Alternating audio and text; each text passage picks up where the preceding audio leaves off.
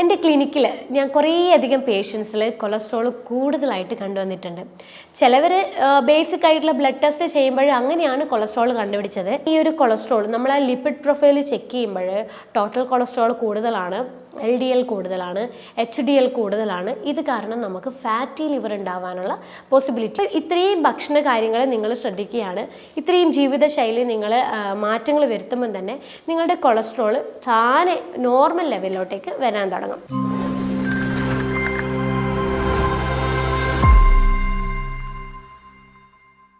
Hello, ഞാൻ doctor Ashna's wellness clinic, Kannur, Koothuparamba. എൻ്റെ ക്ലിനിക്കിൽ ഞാൻ കുറേയധികം പേഷ്യൻസിൽ കൊളസ്ട്രോൾ കൂടുതലായിട്ട് കണ്ടുവന്നിട്ടുണ്ട്.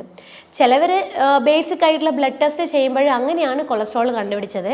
ചിലവർക്കാണെങ്കിൽ ചില ശരീരത്തിൻ്റെ സൂചനകൾ സംശയിച്ചിട്ട് പോയി കൊളസ്ട്രോൾ ചെക്ക് ചെയ്യുമ്പം അങ്ങനെ കണ്ടുപിടിച്ച കൊളസ്ട്രോൾ ലെവലും. അതായത് ചിലവർക്ക് ഈ പുറം വേദന ഇങ്ങനെ തുടർച്ചയായിട്ട് വന്നുകൊണ്ടിരിക്കും.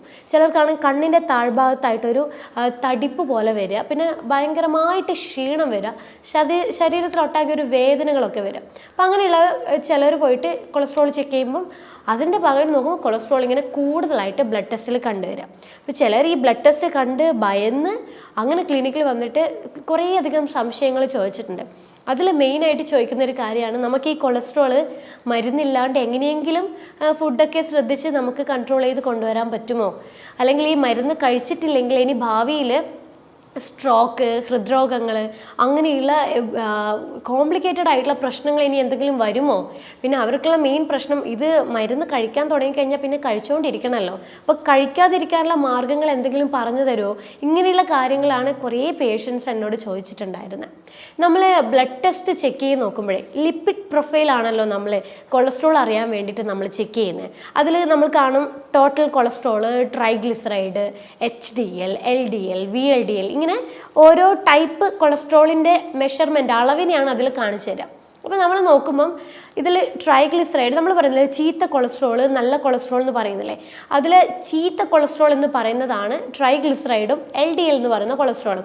അതായത് നമ്മൾ ശരീരത്തിലേക്ക് വരുന്ന കൊഴുപ്പിൻ്റെ അളവ് എത്രത്തോളം കൂടുതലാണ്, ഇപ്പം നമ്മൾ കഴിക്കുന്ന ഫുഡ് എത്ര ക്വാണ്ടിറ്റിയിൽ കൂടുതലാണോ, അതായത് കൊഴുപ്പ് ഉണ്ടാക്കുന്ന ഫുഡുകൾ നമ്മൾ എന്തോരം കഴിക്കുന്നുണ്ടോ അതിൻ്റെ കണക്കിന് നമ്മുടെ ശരീരത്തിലെ ഇൻസുലിൻ എന്ന് പറയുന്ന ഹോർമോൺ ഉണ്ടാക്കുന്ന കൊളസ്ട്രോളാണ് ട്രൈഗ്ലിസറൈഡ് എന്ന് പറയുന്ന ഒരു കൊളസ്ട്രോൾ.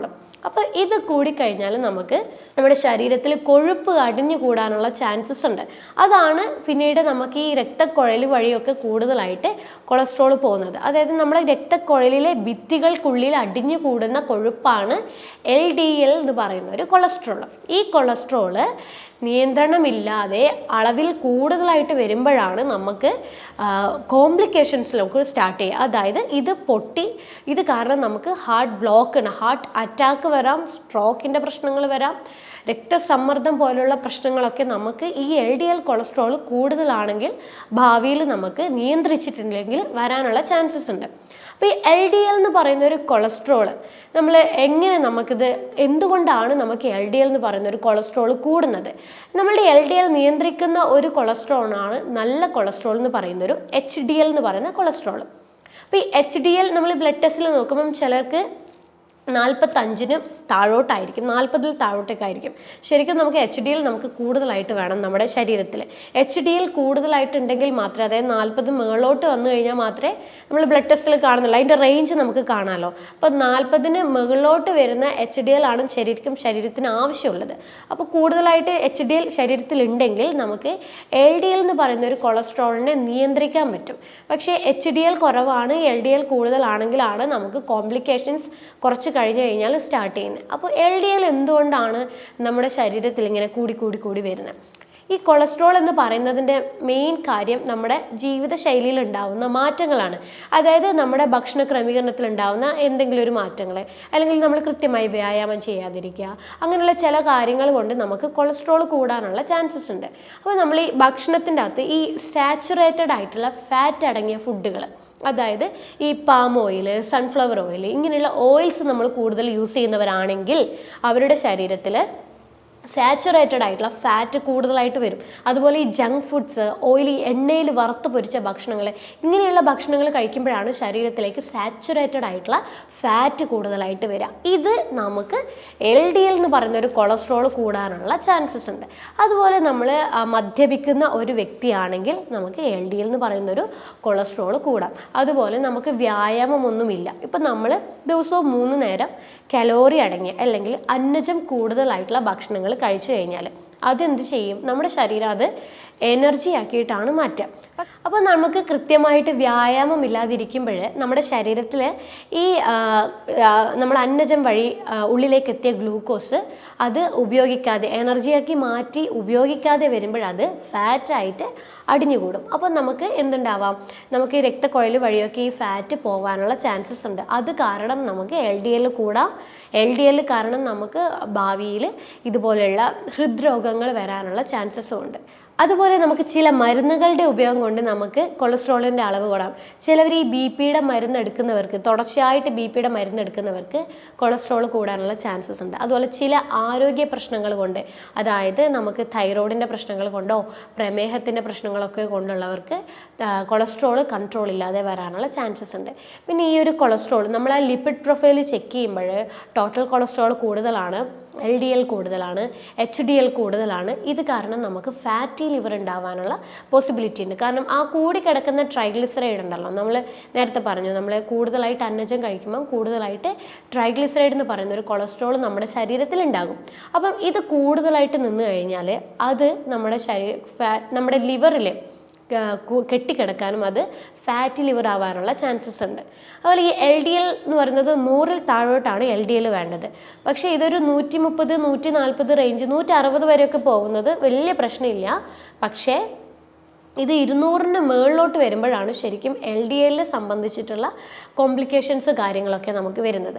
കൊളസ്ട്രോൾ ഉള്ളവർക്ക് മരുന്നുകളുടെ ഉപയോഗമില്ലാതെ എങ്ങനെ നമുക്ക് കൊളസ്ട്രോൾ നിയന്ത്രിക്കാം, LDL കൊളസ്ട്രോൾ ആയാലും ട്രൈഗ്ലിസറൈഡ് എന്ന് പറയുന്ന കൊളസ്ട്രോൾ ആയാലും എങ്ങനെ നമുക്ക് നിയന്ത്രിക്കാം? അത് ഭക്ഷണത്തിൽ ഉണ്ടാകുന്ന മാറ്റങ്ങൾ വെച്ച് നമുക്ക് നിയന്ത്രിക്കാൻ പറ്റും. അതുപോലെ നമ്മൾ എക്സസൈസ് കാര്യങ്ങളൊക്കെ ശ്രദ്ധിച്ചുകൊണ്ട് നിയന്ത്രിക്കാൻ പറ്റും. ഇങ്ങനെയുള്ള കാര്യങ്ങളൊക്കെ വെച്ച് നമുക്ക് എങ്ങനെ നമ്മുടെ കൊളസ്ട്രോൾ നിയന്ത്രിക്കാം? അപ്പോൾ നമ്മൾ ആദ്യം ഭക്ഷണത്തിൽ എന്തൊക്കെ കാര്യങ്ങൾ നമ്മൾ ഉൾപ്പെടുത്തണം, എന്തൊക്കെ കാര്യങ്ങൾ നമ്മൾ ഒഴിവാക്കണം? ഇത് എല്ലാവർക്കും, കൊളസ്ട്രോൾ ഉള്ള എല്ലാവർക്കും കോമൺ ആയിട്ട് ഉണ്ടാകുന്ന ഒരു ഡൗട്ടാണ്. അപ്പോൾ നമ്മൾ എന്തൊക്കെ ഉൾപ്പെടുത്തണം എന്നുള്ളത് ഞാൻ ആദ്യം പറഞ്ഞുതരാം.